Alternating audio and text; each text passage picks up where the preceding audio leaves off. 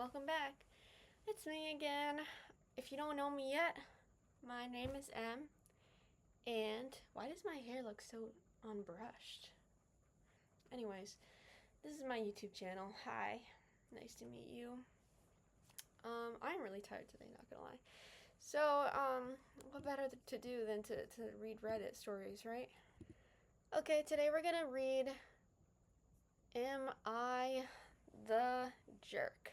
Alright, the first one I'm gonna read is called Am I the Bad Guy for Making a Kid Cry for Not Swimming Well During the Swim Test? Sounds like maybe you are, so let's get into it. For context, I am an 18-year-old lifeguard at my local pool in the United States, PNW. I don't know what PNW is. And I have been working there for at least a few years. This summer, I have been on the swim test duty. The swim test consists of a patron swimming down 10 yards and back, total 20 yards or 18 meters, while showing a fast/smooth freestyle crawl stroke. The swim test allows kids under the age of 18 to go to the deeper ends of the pool. So roughly a week and a half ago from today, there was this kid, 7 or 8 years old, who swam the 10 yards down, took them roughly 30 seconds, which is a little slow, and back, which took them roughly 1 minute and 30 seconds with a very slow freestyle. So before we go any further, my mentality for the swim test is if I am up in the stand and saw the kid, would I be worried about them swimming in my zone or feel fine? So I ultimately fail this kid and say to him, hey bud, sorry, you failed the swim test, but you can always retake in a few minutes or wear a life jacket. Then the kid starts crying his eyes out for the rest of the swim. When I get down from the swim tests, my coworkers look at me like I am a psycho and tell me that I am messed up for failing this kid who couldn't swim and tell me that I should teach the kid on how to swim even though it's not my job to do that. Okay, hold on. The title made it sound like you did something to make the kid cry. You can't swim, you suck. You suck at swimming. That's what I thought happened, but that's not what happened. So never mind. A week later from that day, I fail a different kid for the same reason as last time, not swimming well back 10 yards, and that kid starts crying, and my coworker still went on my bottom about failing him. Then they go back to the kid and pass him for demonstrating a 5-second float on their back. Ooh. Now fast forward to today, we have the survey to see who is the best guard, worst swim tester, and etc. What kind of survey is this, bro? I get nominated for first place for worst swim tester with a whopping 70% of the votes, and after asking around, I find out it's because I made some kids cry after not passing them for the swim test. Even though in the past other people passed kids who were below the height limit to take the swim test. Now everyone who I work with is now mocking me and telling me how cruel I am. So now I ask the question to you all, am I the jerk? Okay, low-key, I'm on OP's side right now, though, because, if a child can't swim well and there's, the risk of them drowning in the deep end, it doesn't matter if they're going to be upset about it. You should fail them, because you don't want them to get into, a dangerous situation where they, drown, right? And let me tell you, I used to work at a pool, okay? I wasn't, the lifeguard person. I was in, the concessions, but, I've seen some, there were definitely some incidents with some of the kids there, in terms of, swimming safely, right? And having witnessed some of those things or heard about some of those things through my old job, yeah, if a kid can't swim, they can't swim. It's not your job to teach them how to swim. If it's anyone's job, it would probably be the parents to get, swim lessons or something, right? Not you. So yeah, there's an update. So we're going to read the update. For clarification, the certain parameters needed to pass/fail the swim test are as follows. Demonstrate a continuous crawl stroke/freestyle down and back, 20 yards in total. Demonstrate side breathing or roll over onto back as a way to breathe. At no point in taking the swim test they are allowed to touch the bottom of the pool or cling to the side rope/lane line. The patron has to be above 4 feet tall to take the swim test. The patron has to be above the age of 6 and below the age of 18 to take the swim test. Anyone above 18 does not have to take the swim test. The patron has to complete the swim test in under a minute. Okay, so if the kid didn't, just putting that out there, if the patron is not making any forward progress during the swim test, it's an immediate fail. My supervisor gave me these general rules about the swim test. I know my delivery to the kid is not so great. I will try to get better at it. When I come to my job, my number one priority is safety. Lifeguards are the first line of defense at the pool, and it's my job to ensure the safety of everyone. Exactly. Yeah, no, I don't think you're the jerk. I think you're right. If a kid can't swim, they can't swim. And that means they can't go in the deep end of the pool. And that sucks. But ultimately, especially if you're a lifeguard, like, you gotta put these kids' safety first, you know? Even if it makes them cry sometimes. First comment says, not the jerk. People don't take drowning as seriously as they should. Exactly. Yeah, that's correct. Also, yeah, literally, like, it says they have to complete the swim test in under a minute, and that one kid didn't. That one kid took 30 seconds to swim there, and then a minute and 30 seconds to swim back. So that's 2 minutes total, which is twice the amount of time that that it's supposed to take. So, yeah, if you fail the kid, like, that's literally just your job. So, sounds like your coworkers aren't really taking these kids' safety into as much consideration as they should be. So, yeah, I think that was a pretty easy one. Okay, this next one looks interesting. Am I the jerk for going to the police on my sister? I don't have, if you look at my family line, I don't have siblings. However, I do, like, consider, like, I do have, like, a brother, but we're not, like, blood related. We just grew up together. So what I'm trying to say is, I don't know if I'm going to have a lot of insight on this, but we'll see. I don't know. This is my first post, so please bear with me. I'm a 26 female. I accidentally left my iPad in my sister-in-law's car, and she went into it without my permission and sent explicit photos she found to my mother. Okay, first of all, why do you keep those in your iPad? Also, how did she get into it? Is it just, like, unlocked? Put a passcode on that. Oh my god. Okay. I am honestly mortified. Her and my brother tried to sit me down and have an intervention with me about things she saw that she saw on my iPad. For reference, there was nothing extremely wild on the iPad. Okay. I'm a 26-year-old single woman, so you can read between the lines there. I also used to be a midnight ballerina 2 years ago, but I don't feel she has the right to go into my personal device just because it was in her possession. It was definitely not right for her to send explicit pics/videos to my mother. I want to press charges and file a restraining order or something, but I've never been through anything like this. Yeah, I mean, like, unless you guys have some, like, written joint ownership over the iPad or something, then I think you can probably do that. Yeah. Okay, wait, so couldn't her sister, like, be in trouble, though, for sending, like, explicit photos to someone else? Like, that's gotta be a thing, right? Because you can't just do that. I guess, you know what, a lot of men have done that to me, and I didn't do anything about it. I blocked him, but I didn't, like... Is that illegal? Because if it is, I got a whole bunch of lawsuits I could start right now, but that's beside the point. For further reference, the iPad was locked via passcode and fingerprint. How did she get into it, then? As well as some applications she went into, photos, Instagram, Twitter, Facebook, are all individually locked, as sometimes my daughter uses the iPad to play her games. Bro, get those photos off your iPad. If your daughter's using the iPad, get them off. Oh my god, bro.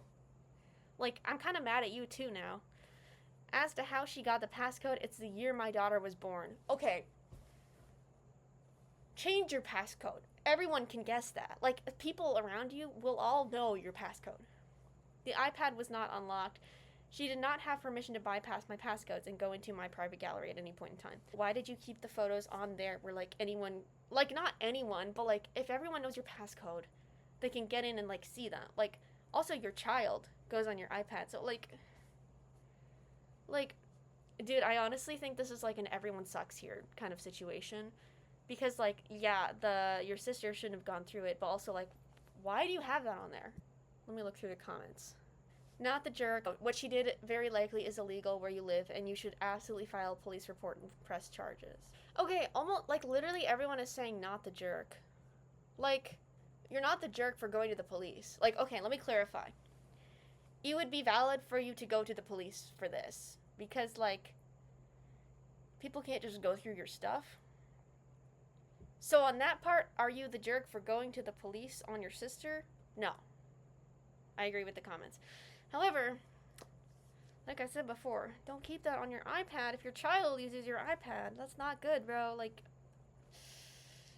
I don't know. And if everyone knows the passcode, like, it's not a good idea. I'm just saying. Alright, that's my opinion. I don't know. Let me know what you guys think in the comments, or if you think I'm wrong. But, I don't know. That's what I think. Okay, we're gonna move on to the next one. Am I the jerk for moving away without telling my dad and stepmom? If any of y'all have seen, like, my past videos, if you know, you know.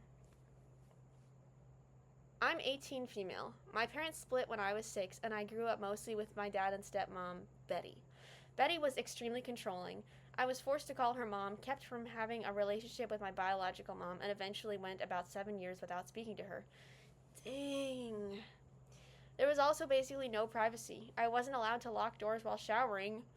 What? Okay. Using the bathroom or changing, and Betty would go through family members' messages to make sure I wasn't talking to my mom. Okay, that's just crazy. She even put cameras and microphones in vehicles, despite knowing sometimes I changed clothes in my truck after school. That's illegal. I wasn't a troubled kid. I got decent grades, I kept to myself, and I spent most of my free time working. My dad knew about Betty's behavior, but didn't really intervene. That's crazy, bro. That's wild.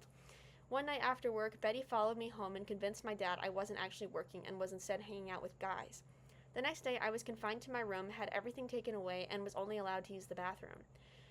That night, I drove 6 hours to my biological mom's house. I hadn't spoken to her in 7 years and didn't know if she would even take me in, but thankfully she did. Afterward, I received horrible messages from my dad, Betty, and their family calling me disgusting, a drug addict, and other names. I was told I would never be their daughter again and that my dad wouldn't speak to me unless I had a relationship with Betty. That's crazy! Oh my god. That's actually insane behavior. Wow, that's crazy. I finished high school living with my biological mom, and things have been much better since. I'm now 18 and have a 19-year-old boyfriend. He recently got an apprenticeship in the mountain states, and we're considering moving there together. My mom is supportive and wants me to continue school and pursue the career I want. Good for your mom. Dude, it sounds like she really got the short end of the stick with this. My boyfriend asked if I've told my dad and Betty about the move. I said I wasn't sure if I wanted to. Part of me feels like I don't owe them an explanation after everything that happened. Another part of me wonders if I'll regret leaving without telling them. I'm not trying to punish anyone or create drama. I just want to move forward with my life. Does anyone have any advice if you think I should tell them? What should I even say? Feel free to ask questions. It's hard to fit all the information on here due to restrictions. Bruh. As someone who, like, did straight up just run away from home, don't tell them. Like, it doesn't sound like you were getting anything positive from that relationship, from those relationships anyway. Sounds like your stepmom's just, like, insane, and your dad is just, like, she's got your dad under control, so, like, I don't know.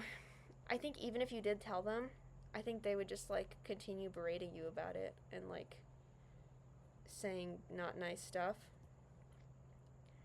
So, yeah, my advice is don't tell them. And no, you're not the jerk for moving away without telling them. Not at all. Let's see what the comments say. I think not telling them sounds like a completely rational thing to do. The behavior you described is controlling and abusive, and if you can get away from the toxicity, I think you should. Yes. Exactly. I agree. 100%. Someone else said, not the jerk. Tell them if it will make you feel better, but I don't see any reason why you actually should. Yeah, and I don't really think it would make you feel better. Like, okay, I don't know you, obviously. I don't know how it would make you feel, because I don't know you. But from what you've said... Hold on, I'm choking. Sorry, gang. Okay. Their actions, Betty's lies, and your father's indifference burn the bridge on that relationship. It's not up to you to rebuild it. Exactly. Bro, if someone, like... Dude, if someone, like, talks to you like they did, or, like, treats you like they did, like, it's not your responsibility to, like, fix anything or to tell them anything. Like, you are fully within your right to move on with your life and not, like, owe them anything. They sound terrible, I'm sorry. That's, like, genuinely horrible. Wow, that was very unfortunate. Okay. I guess we'll go to the next one. Am I the jerk for not letting my roommate bring guys over even though I have a boyfriend? I don't know. My 21 female roommate, 21 female, and I have been living together for about 5 months. She and I have been friends for years and are incredibly close. When we first moved in, we were both in relationships, but a month into our lease, she and her boyfriend of 2 years broke up. I was in support of her having her freedom and living her life as a single girl. Yes! Join me, bro, please. So I didn't mind her bringing guys home every weekend, especially since my boyfriend would typically spend the night at least once a week, and her ex used to do the same. However, last month she began bringing guys home each night, which I didn't have a problem with in theory, but it began to interfere with my own life. It would be so loud during the night, and I'd send her texts asking her to keep it down because I work early in the morning. I would wake up several times during the night, and there have been 4 separate instances where I try to take a shower in the morning before work, and I walk in on her flaying taking a shower. Oh my god, that's so awkward. One time I took a shower after one of them, and I saw my loofah covered in soap on the shower floor, which made me assume he used my loofah. That's disgusting. Dude, if anyone ever uses my loofah, which no one will because I live alone, don't come kill me, please, thank you. I think I would straight up lose my mind. Dude, like, okay, last year, I had had a bag of bird seeds, because I had, like, a bird feeder, because, you know, and I left the bag of bird seeds inside my apartment. Big mistake. There were a bunch of, like, weevils, which, if you don't know what weevils are, if you don't want to know, then skip the next 5 seconds of this video, okay, because I'm about to show a picture, so I'm going to show a picture now. This is a weevil. Okay, the weevil's gone. Keep watching. A weevil, yeah, they escaped the bag and they went everywhere. I'm pretty sure, no, I know for certain that I drank 2, okay, because there was one in my water glass, and then later, because I didn't learn my lesson the first time, I drank a second one, so, yeah. They were, like, on my walls, and there was one in my loofah, and I'm gonna tell you right now, I threw that loofah away. Never used it again. Threw that in the trash. Outside. Threw it in a dumpster. I was not about to keep that in my apartment, bro. So yeah, like, anyone uses my loofah, anything touches my loofah, like, anything living touches my loofah except for me, I will literally start crying and not use it ever again. So that's literally disgusting. Like, dude, I can't imagine, like, God. Who even wants to share a sponge with somebody? That's, like, horrible. Sorry, if anyone here does that, my bad, but, like, I can't, I don't know. That's not something I can process in my mind, so. I sent her a pretty confrontational text 2 days ago saying that if she wants to bring guys over, she needs to keep the volume down, tell her men to lock the bathroom door when they're in there, and set some boundaries about what they can use because I'm pretty pissed about my loofah. Yeah, as you should. Her response was that I was being hypocritical since my boyfriend spends the night once or twice a week, and apparently he accidentally walked in on her once and she didn't think to tell me and just decided to let it go. Did he not tell you either? That's a little weird. She also mentioned that she deserved this experience as her breakup was really hard on her, which I agree with, but that isn't an excuse in my opinion. Yeah, I think she's kind of wrong. After going back and forth, I told her that I'm done negotiating and that if she isn't going to respect my space, she should forget about bringing guys over. She told me I was being unreasonable. So, am I the jerk? I get her wanting to have fun, but I need to have my space and time to sleep. Edit. I'm asking if I'm the jerk. Don't steer me from the main question by assuming you know my roommate and I's dynamic. This post has 54 comments and 0 likes. Dang. No, you're not the jerk, bro. Like, okay, because you literally said that, like, you don't have a problem with her bringing people home. Which, like, and you said in theory, as in, like, you don't have an issue with, like, the idea of her bringing people home. But, like, it's just when it starts to affect you, then that's when you get upset, which I think is reasonable. Because, like, bro, if someone else used my loofah, like I said, I would literally, like, lose my mind. You're not wrong. She is being a little out of control, but you have no authority on who she is allowed to have over. If you don't like that, then don't live with a roommate. I mean, I guess I've never... No, I have lived with a roommate. I have had a roommate before, but she never had people over. So, like, that wasn't, and I didn't either. Like, we didn't have people over. That's just not a thing we did because, like, neither of us had friends. But, yeah, so, I mean, I think there should be, like, established boundaries when you first move in with someone on, like, what's okay and what's not okay concerning guests. Because, like, yeah, you don't have authority on who people bring over, but I feel like if you live in the same house, you should have some sort of say. Like, you should be able to establish some sort of boundary regarding that, right? Because it does ultimately affect you. So, like, obviously, if these two people lived in separate places and this lady just told her friend, like, no, you're not allowed to have guys over in your own house, like, that would be crazy, right? But they lived together. So I feel like she kind of does. I think she is able to, like, express her feelings on having people over. So I kind of disagree with that commenter.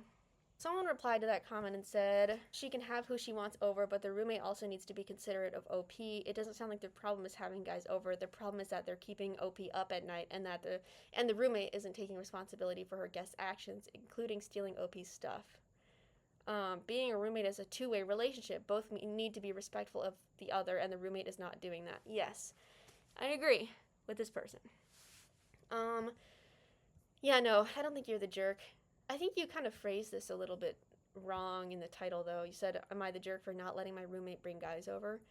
Because it's like, you said you're fine letting her bring guys over. It's just not okay if they, like, take your stuff or, like, keep you up at night. Like, that's different. Someone else commented, I'm all for a girl having fun, but if she's bringing multiple randos back home every night, she's putting you both in not just awkward, but potentially dangerous situations. Yes, that is true. Because it sounds like she doesn't really know the people she's bringing home. Like, if I had a roommate, I would definitely ask my roommate, like, hey, is it okay if this person comes over today? Or, hey, is it okay if, like, is it okay if this person comes over, and is it okay if they come over at this time, and is it okay if they stay for this long? Because it's like, when you live with someone, you have to be respectful of their space. Like, yeah, it's your home, but it's someone else's home too, so you both gotta, like, communicate about that. You know what I'm saying? Bro, I was, like, sitting here, and then I lifted my leg up, and then my cat crawled underneath and started sleeping under my leg. So I can't put my leg back down, but it's okay because she's so cute, and I love her so much. And you go up here like this. Go like that.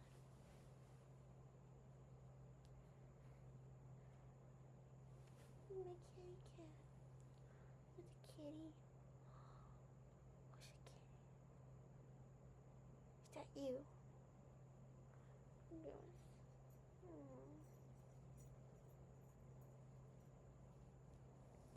Meow, meow, meow, meow, meow, meow, meow. Yeah. Okay, bye.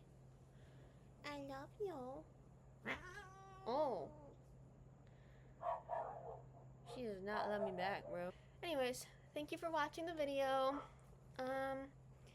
If you liked the video, you could like the video. And if you really liked the video, you could subscribe if you wanted to, but it's up to you. So, anyways, I'll see you guys later. I'll probably post again in a couple days. So, bye.